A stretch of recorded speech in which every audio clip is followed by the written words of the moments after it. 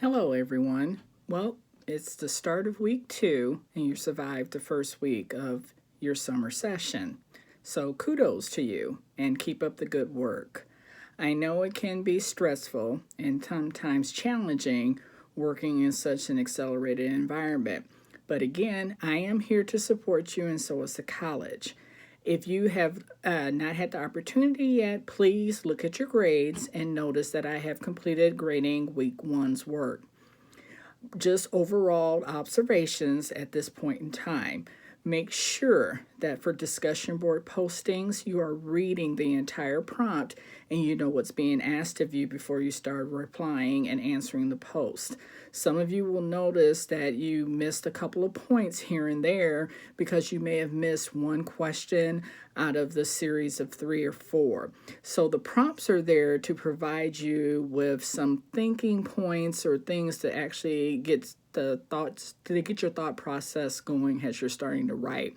That does not mean that that's the only thing that you can write about. So be thorough in your answers because, again, this is a discussion and I am grading it against the rubrics that is provided for you in the course resources. So if you forget what you're being graded on, make sure you refer back to the rubrics because it'll tell you.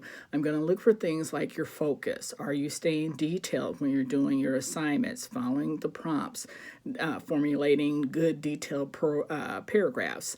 What's your organization like? So making sure again that you're following along and following and answering that. What is your punctuation and grammar? Yes, I do have to look at that and look and pay attention to the fact. Are you capitalizing sentence starts?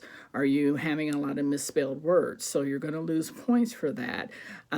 We do have a research assignment paper for this course, and grammar and all of that information is a part of that research. So it starts with your discussion board posting. So let's make sure you're paying attention to those types of things. And I understand typos happen, but I'm going to actually make sure in your comments that I'm pointing those things out to you so that you, as you continue to do the discussion boards, you're paying attention to that and catching that early on.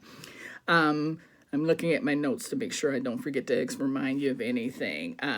Remember that your discussion board, the original posts, are always due on a Wednesday, and you can't reply to anybody until you've posted your original post. So your replies are due on Sunday. So just make sure also when it comes to the replies. So look at the prompt and see if you notice for the second discussion board you had to do on social welfare policy and practices, one of the replies that you had to submit was a more detailed one, so you had to have a 2-paragraph reply, which is a little bit more than what most students are used to writing in a discussion board reply. But again, pay attention, having that sense of detailed attention is very, very important to your success in this course. This week, what's due is a few things. First of all, you have an exam due. Your exam is over chapters 1 through 4. So unlike the quiz, the syllabus quiz that you did last week when you had 2 tries at it, your exam, you're only going to have 1. So make sure that when you open that exam, you're prepared, you have the time to stay focused on it. It is time, so make sure that you give yourself the opportunity to do well on that exam because you only get 1 try at it. You also have your site proposal that's due to me. I have responded back to a few of you who you're having some challenges with getting some agencies on board to letting you volunteer for the minimum of the 12 hours to the 15. Now, for those of you that are human services students, remember you do have internships coming up as well too. So maybe having discussion with those agencies to let them know that you are a human services major is just right now you're not prepared for internship work, but you want to do some volunteer work to just see if this is something that could fit you and fit the needs of that agency. So sometimes it helps to give them that little carrot to say, this is what I can offer you and this is my skill set.